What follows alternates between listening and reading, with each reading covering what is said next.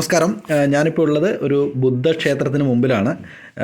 അതായത് ഇത് സൈജോ എന്ന് പറയുന്ന ജപ്പാനിലെ ഒരു ചെറിയ പട്ടണമാണ്. അവിടെ തൊട്ടടുത്തുള്ള ഒരു ബുദ്ധക്ഷേത്രമാണ്. ഇന്ന് ഡിസംബർ 31, 2024 ഡിസംബർ 31. അപ്പോൾ ഇന്ന് സാധാരണ നമ്മുടെ ജപ്പാനിലെ ന്യൂ ഇയർ ആഘോഷം എങ്ങനെയാണെന്നൊക്കെ അറിയാൻ വേണ്ടി ഞാൻ പുറത്തേക്ക് ഇറങ്ങിയതാണ്. അപ്പോൾ ഇവിടെ പ്രത്യേകിച്ച് ഒന്നും അസ്വാഭാവികമായിട്ടൊന്നും കാണാൻ വേണ്ടി സാധിച്ചിട്ടില്ല. കാരണം നമ്മുടെ നാടുകളിലൊക്കെ ആണെങ്കിൽ നമുക്ക് ഈ ന്യൂ ഇയറിൻ്റെ സമയങ്ങളിൽ നമ്മളെ ഹിന്ദുക്കളായാലും ക്രിസ്ത്യൻസ് ആയാലും മുസ്ലിംസ് ആയാലും ഏത് നാനാ ജാതിയിൽപ്പെട്ട ആളുകളെല്ലാം അവരവരുടേതായിട്ടുള്ള ആരാധനാലയങ്ങളിൽ പോവുകയും പ്രാർത്ഥനകളും പരിപാടികളൊക്കെ നടക്കാറുണ്ട്. അതുകൂടാതെ പലതരത്തിലുള്ള ന്യൂ ഇയർ ആഘോഷങ്ങളൊക്കെ നമ്മുടെ ലോകത്തെല്ലാം മറ്റു പല രാജ്യങ്ങളും നടക്കാറുണ്ടെങ്കിലും ഇവിടെ ജപ്പാനിൽ അത്തരത്തിലുള്ള വലിയ രീതിയിലുള്ള ആഘോഷങ്ങളോ അതായത് നമ്മുടെ പടക്കങ്ങളുടെ പ്രയോഗമോ അങ്ങനെയുള്ള കാര്യങ്ങളൊന്നും ഇവിടെ ഇല്ല. അപ്പം ഇത് ഒരു ബുദ്ധക്ഷേത്രത്തിൻ്റെ മുമ്പിലാണ് ഞാനുള്ളത്. അപ്പോൾ ഇവിടുത്തെ ഒരു ചില വിശേഷങ്ങളൊക്കെ ഞാൻ നിങ്ങളേക്ക് അറിയിക്കാൻ വേണ്ടിയിട്ടാണ്. നമ്മുടെ ഇന്ത്യയിലെ ഉത്തർപ്രദേശിലെ കുശിനഗർ എന്ന സ്ഥലത്താണ് ഗൗതമ ബുദ്ധൻ പരിനിർവാണം പ്രാപിച്ചതെങ്കിലും പിന്നീട് ഭൗതിക ശരീരം ദഹിപ്പിക്കുകയും അതിലെ ചിതാഭസ്മം അനുയായികൾക്കായി ലോകത്തെമ്പാടുമുള്ള അനുയായികൾക്കായി വീതിച്ചു നൽകുകയാണ് ചെയ്തത്.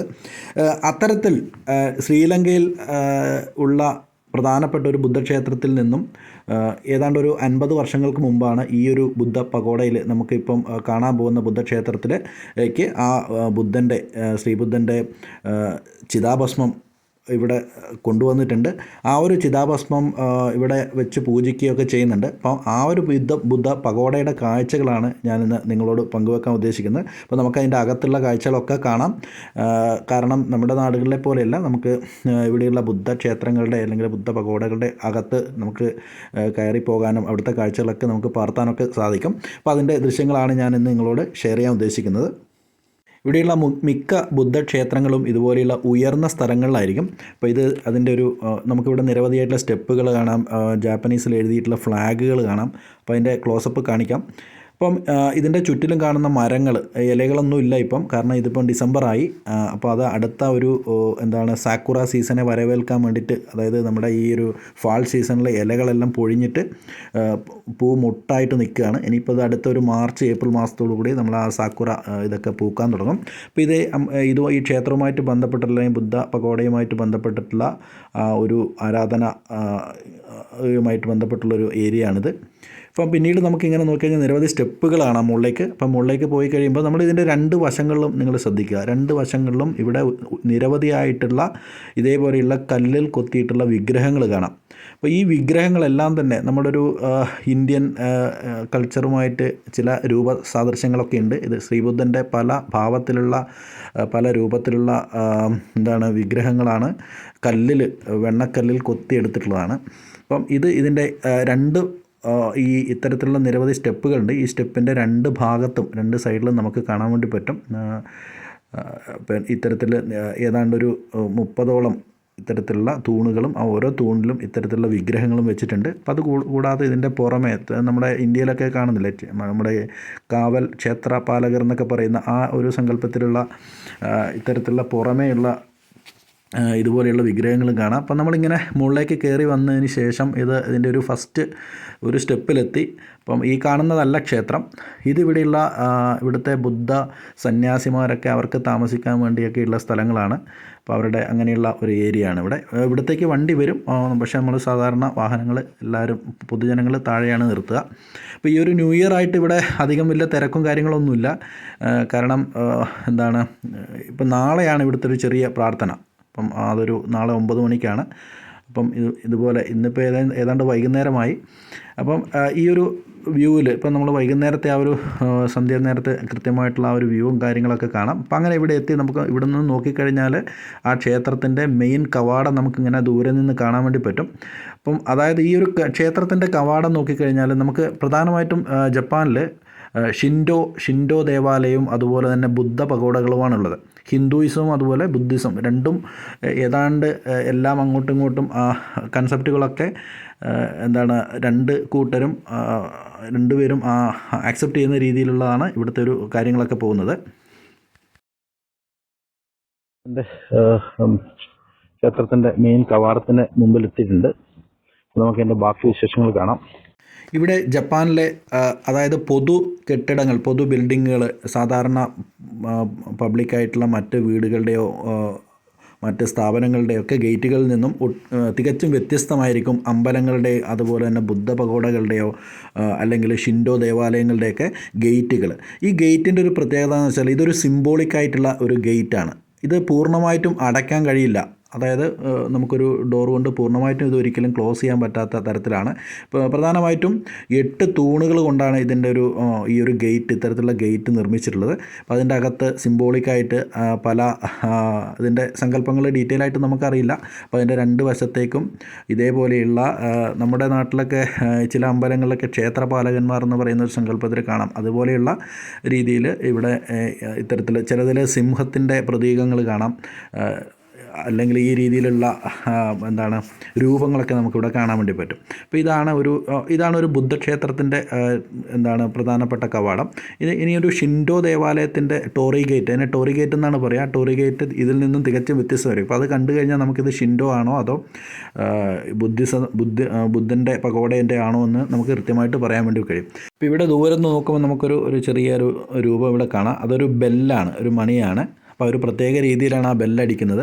അപ്പോൾ അവിടെ ഒരു പ്രാർത്ഥന കഴിഞ്ഞ് ആ വൈകുന്നേര സമയങ്ങളിൽ അവിടെ വന്ന് ആൾക്കാർ പ്രാർത്ഥിക്കുന്നു. അതിനുശേഷം ഈ ഒരു ബെല്ലടിക്കുന്ന കാഴ്ച നമുക്ക് കാണാം. അപ്പോൾ ഇതിൽ ഞാനിപ്പോൾ ഇവിടെയുള്ള സമയത്ത് ഇവിടെയുള്ള ഒരു ബുദ്ധ സന്യാസി, അപ്പോൾ അവരുമായിട്ട് ഞാൻ സംസാരിച്ചിട്ടുണ്ടായിരുന്നു.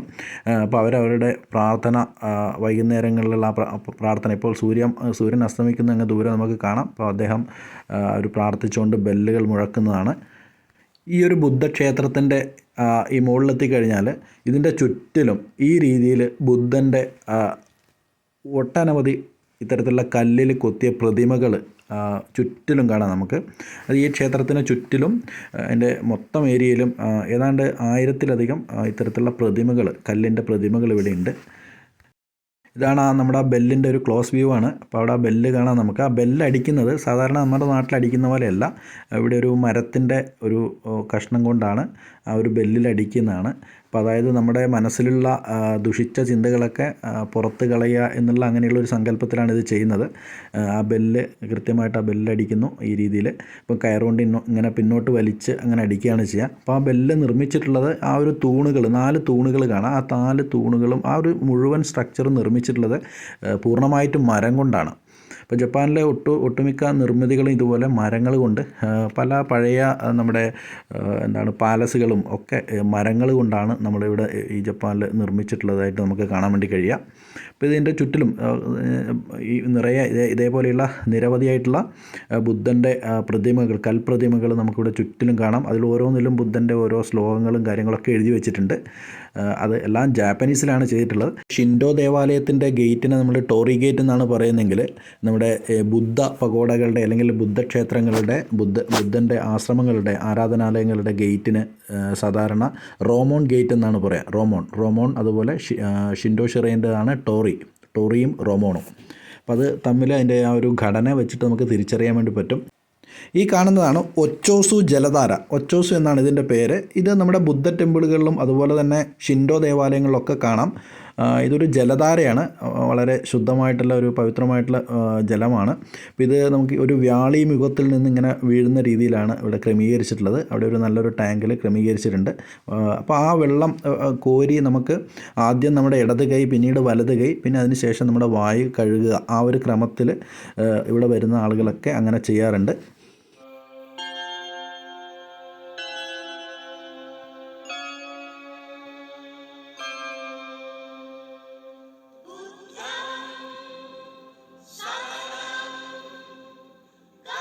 ഈ കാണുന്ന 3 വലിയ ഒരു വലുതും ഇടതും വലതുമായിട്ട് 2 ചെറിയ ബിൽഡിങ്ങുകൾ കാണാം.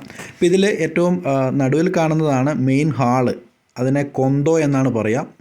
പിന്നീട് നമുക്ക് അതിൻ്റെ ഇടത് സൈഡിലും അതുപോലെ വലത് സൈഡിലും 2 ഇതേപോലെയുള്ള കാണാം. അപ്പോൾ നമ്മളതിനെ സൂത്ര റെപ്പോസിറ്ററി, സൂത്ര റെപ്പോസിറ്ററി, അതായത് ഇവരുടെ പ്രധാനപ്പെട്ട ഗ്രന്ഥങ്ങളൊക്കെ സൂക്ഷിച്ചു വെക്കുന്ന ഒരു റെപ്പോസിറ്ററിയാണ്. അതേപോലെ തന്നെ മറ്റൊരു പ്രഭാഷണ ഹാള്, മറ്റേത് ഒരു പ്രഭാഷണം, ഇവരുടെ പ്രധാനപ്പെട്ട ആരാധനകളും പ്രഭാഷണങ്ങളും ഒക്കെ നടക്കുന്ന ഒരു ഹാളാണ്. അപ്പം ഈ ഒരു മെയിൻ ഹാളിൽ നമുക്ക് ഇവിടെ ഇപ്പം നാളെ 1-ാം തീയതി ഒരു 9 മണിക്ക്, ഈ 1-ാം തീയതി 2-ാം തീയതി 3-ാം തീയതി 3 ദിവസങ്ങളിലായിട്ട് ഇവിടെ ചെറിയ അതായത് പുതുവത്സര പ്രാർത്ഥനകൾ ചെറിയ രീതിയിലൊക്കെ ഉണ്ട്. അപ്പം നാളെ അതിൻ്റെ ഡീറ്റെയിലൊക്കെ നമുക്ക് കാണാം. അപ്പം ഇതാണ് അതിൻ്റെ മെയിനായിട്ടുള്ള മുൻവശം. അപ്പോൾ ഇതിൻ്റെ അകത്ത് നിരവധിയായിട്ടുള്ള ബുദ്ധൻ്റെ ഗ്രന്ഥങ്ങളും അതുപോലെ തന്നെ അവിടെയുള്ള പ്രാർത്ഥിക്കാൻ വേണ്ടി ഇരിക്കുന്ന സ്ഥലവും അങ്ങനെയുള്ള കാര്യങ്ങളൊക്കെ നമുക്ക് അതിൻ്റെ അകത്ത് കാണാൻ വേണ്ടി പറ്റും. നമ്മുടെ ഇന്ത്യയിലുള്ള അമ്പലങ്ങളിലൊക്കെ കാണുന്ന പോലെ ഇത്തരത്തിൽ പല രൂപങ്ങളൊക്കെ ഇവിടെ കാണാം. ഇത് നാളത്തെ ന്യൂ ഇയർ പ്രമാണിച്ച് ഇവിടെ നാളെ പ്രാർത്ഥനകൾ നടക്കുന്നുണ്ട്, ഒരു 3 ദിവസമായിട്ട് നടക്കുന്നുണ്ട്. അപ്പോൾ അതുമായിട്ട് ബന്ധപ്പെട്ടുള്ള ഇവിടുത്തെ പ്രാദേശികമായിട്ടുള്ള ചില അലങ്കാരങ്ങളൊക്കെയാണ്. ഇപ്പോൾ നമ്മുടെ നാട്ടിൽ വാഴയും അല്ലെങ്കിൽ കുരുത്തോലകളൊക്കെ വെച്ചിട്ട് അലങ്കരിക്കില്ലേ, അതിന് പകരമായിട്ട് ഇവിടെ ബാമ്പു മുള ഭയങ്കരമായിട്ട് ഇങ്ങനെയുള്ള ആചാരങ്ങൾക്ക് വേണ്ടി പല ഇതിലും ഉപയോഗിക്കാറുണ്ട്. അപ്പോൾ ഇതിൽ നമുക്ക് ഇതിൻ്റെ മറുഭാഗത്ത് നമുക്ക് ഈ രീതിയിൽ ഇത്തരത്തിലെ നിരവധി ഈ മുമ്പ് പറഞ്ഞ പോലെ നമുക്ക് ഇതിൻ്റെ ചുറ്റിലും ഈ രീതിയിലുള്ള ബുദ്ധ പ്രതിമകൾ കാണാം. ഇപ്പോൾ ഇതിൻ്റെ ഗേറ്റാണിത്, നമ്മൾ ആദ്യം പറഞ്ഞ ഗേറ്റാണിത്, പ്രവേശന കവാടം. പിന്നെ ഇതാണ് മെയിൻ ഹാള്. പിന്നെ ഈ ഒരു മൂന്ന് പ്രധാനപ്പെട്ട 3 ബിൽഡിങ്ങാണ് അവിടെയുള്ളത്. ജപ്പാനിൽ ഇവിടെയുള്ള ഒരു ബുദ്ധക്ഷേത്രമാണെങ്കിൽ പോലും ഇവർ ഈ ഷിൻഡോ ദേവാലയം, ഷിൻഡോ എന്ന് പറഞ്ഞാൽ ഹിന്ദുസത്തിൻ്റെ മറ്റൊരു ആരാധനാ മൂർത്തിയാണ് ഷിൻഡോ ദേവാലയവും കൂടെ അവിടുത്തെ ഷിൻഡോ ഷിറൈൻ അതായത് ഇവിടുത്തെ ഒരു ബുദ്ധക്ഷേത്രത്തിൻ്റെ ഭാഗമായിട്ട് അതിൻ്റെ സൈഡിലായിട്ട് ഇപ്പോൾ നമ്മൾ മിക്ക ശിവക്ഷേത്രങ്ങളിലോ മറ്റ് ഉപമൂർത്തികളായിട്ട് നമ്മൾ പിന്നെ ഗണപതിയും അങ്ങനെയുള്ള സങ്കല്പങ്ങളൊക്കെ ഉണ്ടാകാറല്ലോ. അതേപോലെ തന്നെ ഇതൊരു ബുദ്ധക്ഷേത്രമാണെങ്കിലും ഇതിൻ്റെ ഈ ഒരു സൈഡിലായിട്ട് ഇവിടെ മനോഹരമായിട്ട് ഇങ്ങനെ കല്ല് പാകി വളരെ നീറ്റായിട്ട് കാണാൻ വേണ്ടി പറ്റും. അപ്പോൾ ഇതിലേക്ക് ഇത് ഒരു ഷിൻഡോ ദേവാലയത്തിൻ്റെ ഒരു ചെറിയ ഒരു ആരാധനാ സങ്കല്പമാണ്. അപ്പം ഇവിടെ നിങ്ങൾക്ക് കാണാം, ഇതാണ് ഈ ടോറി ഗേറ്റ് എന്ന് പറയുന്നത്. ടോറി ഗേറ്റ് എന്ന് പറഞ്ഞാൽ ഈ രീതിയിൽ 2 തൂണുകളിൽ നിർമ്മിച്ചിട്ടുള്ളതിനാണ് ടോറി ഗേറ്റ് എന്ന് പറയുക. അപ്പോൾ ഇതൊരു ചെറിയ വളരെ സിമ്പിളായിട്ടുള്ള ഒരു ടോറി ഗേറ്റാണ് ഈ കാണുന്നത്. ടോറി ഗേറ്റ് ഇതാണ് ടോറി ഗേറ്റ്. മറ്റേ നമ്മുടെ ഇവിടെയുള്ള ഗേറ്റ് ടോറി ഗേറ്റ് അല്ല, ബുദ്ധക്ഷേത്രത്തിൻ്റെ ഗേറ്റും ഈ ഗേറ്റും തമ്മിലുള്ള വ്യത്യാസം അതാണ്. അപ്പം ഇതാണ് ഷിൻഡോ ഷിറൈൻ, ഇവിടെയുള്ള ഒരു ചെറിയൊരു ഷിൻഡോ ആരാധന കേന്ദ്രം. അപ്പം നമ്മൾ ഏതൊരു ബുദ്ധക്ഷേത്രത്തിൽ എത്തിക്കഴിഞ്ഞാലും അവിടുത്തെ അവരുടെ ഏറ്റവും പ്രധാനപ്പെട്ട ഒരു ബുദ്ധ ടെമ്പിളിൻ്റെ ഭാഗമായിട്ടുള്ള ഇതാണ് ബുദ്ധ പഗോഡകൾ നമ്മൾ നിരവധി കേട്ടിട്ടുണ്ട്. അപ്പോൾ ആ ഒരു ബുദ്ധ പഗോഡ സാധാരണയായിട്ട് 4ഉം 5ഉം നിലകളിലായിട്ടാണ് ഉണ്ടാകുക, നമ്മൾ പറഞ്ഞിട്ടുണ്ടായിരുന്നു. പക്ഷേ ഇവിടുത്തെ ബുദ്ധ പഗോഡ നമുക്ക് ആ ഒരു രീതിയിലല്ല, ഇതൊരു ചെറിയ ഒരു ഡോം പോലെയാണ് കാണാൻ വേണ്ടി പറ്റുക. അപ്പോൾ നമുക്ക് ഞാനിവിടെയുള്ള മുമ്പ് വന്ന സമയത്ത് തന്നെ ഇവിടെയുള്ള സന്യാസി അവരെ കണ്ടിട്ടുണ്ടായിരുന്നു, ബുദ്ധ മോൺസിനെ കണ്ടിട്ടുണ്ടായിരുന്നു. അപ്പോൾ അവരോട് ഞാൻ ചോദിച്ചു എനിക്കതിൻ്റെ അകത്ത് കയറി കാണാൻ പറ്റുമോ എന്നുള്ള രീതിയിൽ ചോദിച്ചിട്ടുണ്ടായിരുന്നു. അവരത് തുറന്ന് കാണിക്കാമെന്ന് പറഞ്ഞിട്ടുണ്ട്. പൊതുവേ ഈ ഇത്തരത്തിലുള്ള ബുദ്ധ പഗോഡകൾ അതായത് ബുദ്ധൻ്റെ അവശേഷിപ്പുകൾ സൂക്ഷിക്കുന്ന പരിശുദ്ധമായിട്ടുള്ളൊരു സ്ഥലമാണ്. അപ്പോൾ ആ ഒരു സ്ഥലത്ത് എപ്പോഴും ക്ലോസ് ചെയ്തിട്ടാണ് ഉണ്ടാവുക. നമ്മുടെ ഇന്ത്യയിലെ കുശിനഗർ ഇപ്പോഴത്തെ ഉത്തർപ്രദേശിലുള്ള ഒരു സ്ഥലമാണ്. അപ്പോൾ അവിടെ വെച്ചിട്ടാണ് ബുദ്ധൻ അവസാന കാലഘട്ടങ്ങളിൽ സമയം ചെലവഴിച്ചതും അവിടെ മരണപ്പെട്ട ബുദ്ധൻ്റെ ഭൗതിക ശരീരം പിന്നീട് ദഹിപ്പിക്കുകയും ദഹിപ്പിച്ച് കിട്ടിയ ഭസ്മം അല്ലെങ്കിൽ അതിൻ്റെ ശേഷിപ്പുകൾ ലോകത്തെമ്പാടുമുള്ള പല രാജ്യങ്ങളിലേക്കുള്ള ബുദ്ധൻ്റെ അനുയായികൾക്ക് അത് വീതിച്ചു കൊടുക്കുകയാണ് ചെയ്തത്. അപ്പോൾ അങ്ങനെ ശ്രീലങ്കയിലുള്ള പ്രധാനപ്പെട്ട ഒരു ബുദ്ധക്ഷേത്രത്തിൽ നിന്നും അവർ ഏതാണ്ട് ഒരു 50 വർഷങ്ങൾക്ക് മുമ്പാണ് ഈ ഒരു ബുദ്ധ പഗോഡയിലേക്ക് ഭസ്മം എത്തിക്കുകയും ഇവിടെ ഇത് കാണാം, നമ്മൾ പറഞ്ഞ പോലെ എല്ലാ സമയത്തും ഇത് ക്ലോസ് ചെയ്തിട്ടുണ്ടാവുക. അപ്പോൾ നമുക്ക് ഇത് 4-5 നിലകളൊന്നുമില്ല, ജസ്റ്റ് ഒരു ഡോം മാതിരിയാണുള്ളത്.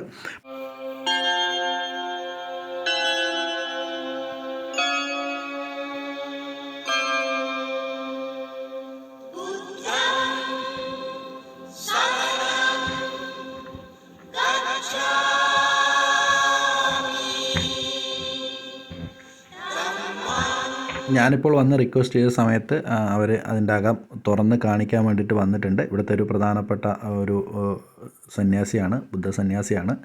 അപ്പോൾ നമുക്കിതിൻ്റെ ഉള്ളിലുള്ള കാഴ്ചകൾ ഒന്ന് കാണാം.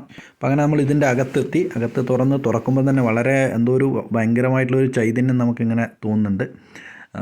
ഈ രീതിയിൽ ബുദ്ധൻ ഏറ്റവും പ്രിയപ്പെട്ട താമര, താമര അതുപോലെ ബുദ്ധൻ്റെ പ്രിയപ്പെട്ട ഡെയിലി ഇതിൽ അവരുടെ പൂജയുമായിട്ട് ബന്ധപ്പെട്ടുള്ള കാര്യങ്ങളൊക്കെ അവിടെ വെച്ചിട്ടുണ്ട്. ഇത്തരത്തിലുള്ള 2-3 ടേബിളുകളായിട്ട്.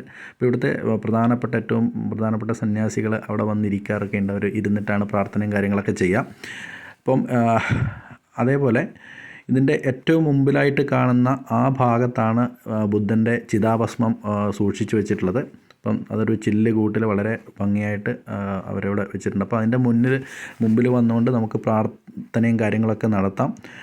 ആ രീതിയിലാണ് കാര്യങ്ങൾ. അപ്പോൾ ഇതിൻ്റെ 2 വശങ്ങളിലായിട്ട് ബുദ്ധൻ്റെ ഹിസ്റ്ററി പറയുന്ന പല ഫോട്ടോസ് ഈ രീതിയിൽ കൊടുത്തിട്ടുണ്ട്. ഇതിൻ്റെ അകത്ത് മുഴുവൻ അത്തരത്തിലുള്ള ഫോട്ടോസാണ്. അപ്പോൾ അത് നമുക്ക് അതിൻ്റെ ഡീറ്റെയിൽസ് ഒന്ന് കാണാം. ഇതിൽ അകത്ത് കാണാം നമുക്ക് ബുദ്ധൻ്റെ ആ ഒരു ജീവിത ചരിത്രം, ബുദ്ധൻ്റെ ചരിത്രം മൊത്തം ഇവിടെ രേഖപ്പെടുത്തിയിട്ടുണ്ട് ഈ രീതിയിൽ. അപ്പോൾ ഞാനിപ്പോൾ ഉള്ളത് ഇതിൻ്റെ അകത്താണ്, ബുദ്ധ പഗോഡയുടെ അകത്താണ്. അപ്പോൾ ഇതിലേറ്റവും നമുക്ക് അതിശയകരമായിട്ടുള്ളൊരു കാര്യം എന്ന് വെച്ചാൽ, നമ്മളൊക്കെ നമ്മുടെ നാട്ടിൽ ആരാധനാലയങ്ങളിൽ പ്രവേശിക്കുമ്പോൾ ചെരുപ്പുകളൊന്നും ഉപയോഗിക്കാറില്ല. പക്ഷേ ഇവിടെ ആരാധനാലയത്തിലേക്ക് അകത്തേക്ക് പ്രവേശിക്കുമ്പോൾ നമ്മൾ ഇടാൻ വേണ്ടിയിട്ട് സെപ്പറേറ്റായിട്ട് ചെരുപ്പുകൾ അവിടെ സൂക്ഷിച്ചിട്ടുണ്ടാവും. അപ്പോൾ ആ അത്തരത്തിലുള്ള ചെരുപ്പുകൾ ഇട്ടിട്ട് നമുക്ക് ഉള്ളിലേക്ക് പ്രവേശിക്കാം. ഹിസ്റ്ററി എനിക്ക് ഇംഗ്ലീഷിലേക്ക് പറഞ്ഞു തരാൻ വേണ്ടിയിട്ട് അദ്ദേഹം ശ്രമിക്കുന്നതാണ്. എന്നിട്ട് മറ്റൊരു സന്യാസി അദ്ദേഹം വിളിക്കാൻ വേണ്ടി പോയിട്ടുണ്ട്. നമുക്കിതിൻ്റെ ഉള്ളിലെ വ്യൂ മൊത്തത്തിലൊന്ന് കാണാം. അപ്പോൾ ഈ രീതിയിലാണ്. താഴെ ഒരു ലെയറായിട്ട് ഇങ്ങനെ കൊടുത്തിട്ടുണ്ട്. സെൻറ്ററിൽ അവിടെ ആ ഒരു പറഞ്ഞ ബുദ്ധൻ്റെ ചിതാഭസ്മമൊക്കെ വെച്ചിട്ടുണ്ട്. മുകളിൽ ഇതേപോലെയുള്ള ഫോട്ടോസ് അറേഞ്ച് ചെയ്തിട്ടുണ്ട്. മൊത്തം ആ ലൈറ്റും ആ ഒരു വല്ലാത്തൊരു ആംബിയൻസാണ്. നമുക്കിതിൻ്റെ അകത്ത് വരുമ്പോൾ നല്ലൊരു പോസിറ്റീവ് എനർജി എന്നുള്ള രീതിയിൽ നമുക്ക് ഫീൽ ചെയ്യുന്ന ഒരു സ്ഥലമാണ്. അപ്പോൾ എന്തായാലും ഇങ്ങനെയുള്ളൊരു സ്ഥലത്ത് വരാൻ പറ്റിയ തന്നെ വലിയൊരു കാര്യമാണ്. അപ്പം അതിലൊരുപാട് സന്തോഷമുണ്ട്. പ്രത്യേകിച്ച് ഇന്ന് നമ്മുടെ ഒരു വർഷത്തിൻ്റെ അവസാനമാണ്. അപ്പം ആ രീതിയിലേക്ക് അപ്പം ഞാനിവിടുത്തെ ഇതിൻ്റെ ഒരു ഹിസ്റ്ററിയും കാര്യങ്ങളും എന്താണെന്ന് അറിയാൻ വേണ്ടി അവരോട് ചോദിച്ചിട്ടുണ്ടായിരുന്നു. അപ്പം അദ്ദേഹത്തിന് പുള്ളി ജാപ്പനീസ് മാത്രമാണ് പുള്ളിക്ക്. അപ്പോൾ അതുകൊണ്ട് കുറച്ചും കൂടെ എക്സ്പ്ലെയിൻ ചെയ്യാൻ കുറച്ച് ബുദ്ധിമുട്ടായതുകൊണ്ട് പുള്ളി മറ്റൊരു ആളെ, കുറച്ച് ഇംഗ്ലീഷ് സംസാരിക്കാൻ പറ്റുന്ന മറ്റൊരാളുണ്ട്. അപ്പം അദ്ദേഹത്തിനെ വിളിക്കാൻ വേണ്ടി പോയിട്ടുള്ളത്. അപ്പോൾ ആ ഒരു സമയത്ത് ഞാൻ ഇവിടെയുള്ള മറ്റ് ഡീറ്റെയിൽസൊക്കെ ഞാനിങ്ങനെ പകർത്തിയെടുത്തതാണ്. അപ്പോൾ ഇതാണൊരു ബുദ്ധ പഗോഡേൻ്റെ ഉൾവശം. ഈ രീതിയിലാണ് ഉണ്ടാവുക. അപ്പോൾ ഇതിൻ്റെ നമ്മുടെ ആ ഒരു സൈഡിലൊക്കെ നോക്കിക്കഴിഞ്ഞാൽ ആനക്കൊമ്പ്, അങ്ങനെ ആനക്കൊമ്പൊക്കെ കാണാം ഇതിൻ്റെ സൈഡിൽ. പിന്നെ ഇതിൻ്റെ ഫ്രണ്ടിലേക്ക് വന്നു കഴിഞ്ഞാൽ ഇതിൻ്റെ പ്രവേശന കവാടമാണിത്. ഒരൊറ്റ ഡോറ് മാത്രമാണ്. അപ്പോൾ ഈ ഡോറ് ഭൂരിഭാഗം സമയത്തും ഇത് ക്ലോസ് ചെയ്തിട്ടുണ്ടാവുക. കാരണം അവർക്ക് ബുദ്ധൻ ഇവിടെ ഉണ്ട് എന്നുള്ളൊരു ഫീലിംഗാണ് അവർക്കുള്ളത്. ബുദ്ധൻ്റെ ആശയങ്ങൾ അവർ ഉൾക്കൊള്ളുന്നു. അതേപോലെ തന്നെ ഇപ്പോൾ ഇതേപോലെയുള്ള 2 ഇങ്ങനെയുള്ള ബിംബങ്ങൾ 2 സൈഡിലുമായിട്ട് ഇതേപോലെ കൊത്തി വെച്ചിട്ടുണ്ട്. ഇതാണ് ആനക്കൊമ്പ് 2 സൈഡിലുമായിട്ട് വെച്ചിട്ടുണ്ട്. അപ്പം കുറേയൊക്കെ നമ്മുടെ ഇന്ത്യൻ കൾച്ചർ പോലെയൊക്കെ ചില സമയത്ത് നമുക്ക് ഫീൽ ചെയ്യാറുണ്ട് ഓരോ സ്ഥലങ്ങളിലും. പക്ഷേ ഇവരുടെ പ്രാർത്ഥനാ രീതികളൊക്കെ കുറച്ച് വ്യത്യാസമാണ്.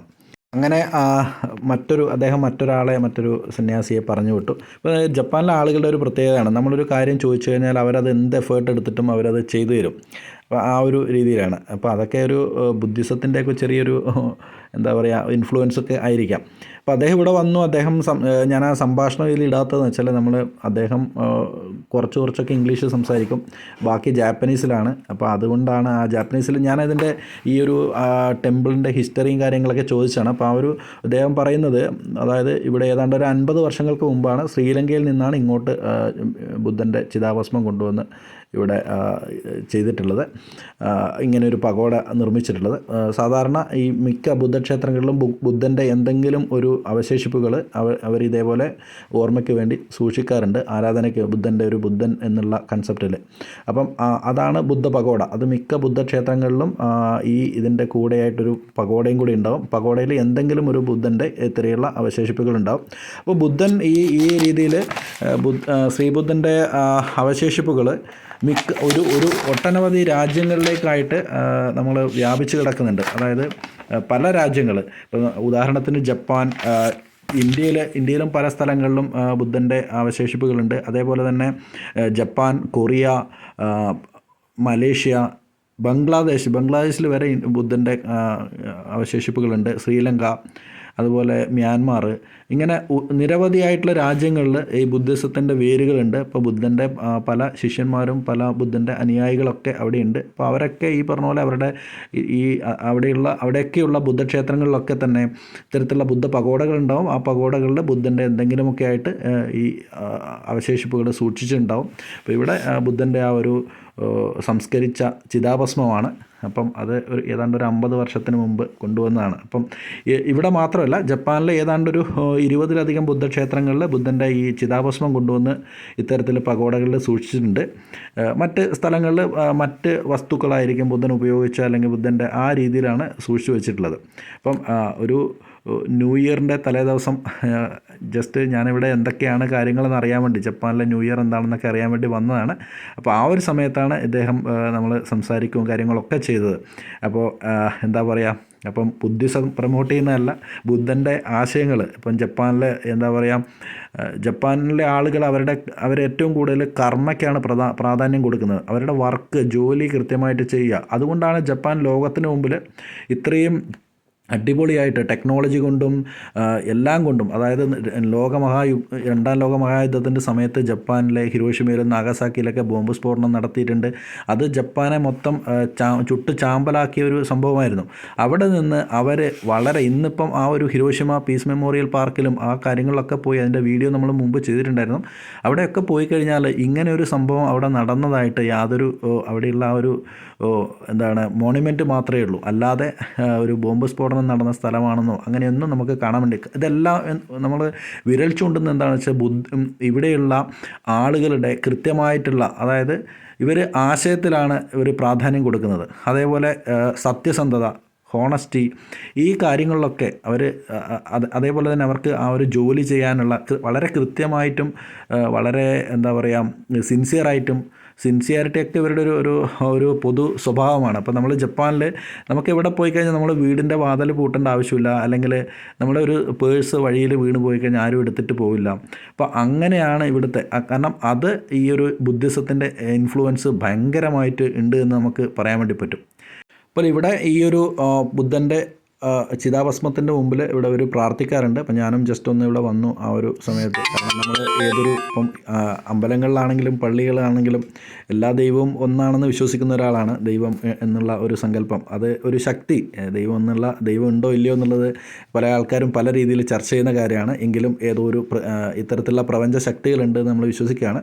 അപ്പോൾ ബുദ്ധൻ എന്നുള്ള ബുദ്ധിസവും ഈ ബുദ്ധൻ്റെ ആശയങ്ങൾ എപ്പോഴും എനിക്ക് ഭയങ്കര ഇഷ്ടമാണ്. കാരണം ഇവരുടെ ജപ്പാൻ്റെ ആ ഒരു സത്യസന്ധതയും അങ്ങനെയുള്ളൊരു ജനത, ഇവരുടെ വിജയത്തിൻ്റെ ഏറ്റവും വലിയ അടിസ്ഥാനം എന്ന് പറഞ്ഞാൽ ഇങ്ങനെയുള്ള ആശയങ്ങൾ അവർ മുറുകെ പിടിക്കുന്നു എന്നുള്ളതാണ്. നമ്മൾ മതമോ അല്ലെങ്കിൽ മതവികാരങ്ങളോ വെറുതെ ഭ്രാന്തൻ ചിന്തകളൊന്നും നമ്മുടെ ഉള്ളിൽ ആവശ്യമില്ല. നമുക്ക് നമ്മുടെ ആശയങ്ങളിൽ അടിയുറച്ച് വിശ്വസിക്കുക.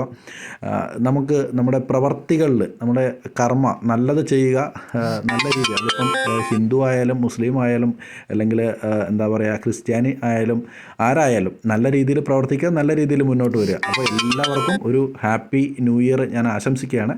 ഇപ്പോൾ നമ്മുടെ ഈ ഒരു പ്രധാനപ്പെട്ട ഒരു ബുദ്ധ സന്യാസിയാണ്. ഇപ്പോൾ നമ്മുടെ ഇന്ത്യയിലെ എല്ലാ ആളുകൾക്ക് വേണ്ടിയും അദ്ദേഹവും ഒരു ഹാപ്പി ന്യൂ ഇയർ എല്ലാവർക്കും അറിയിക്കുന്നുണ്ട്. അപ്പം മറ്റൊരു വിശേഷമായിട്ട് അടുത്ത വർഷം വീണ്ടും കാണാം. Happy New Year. Thank you. Okay, thank you very much. Happy New Year.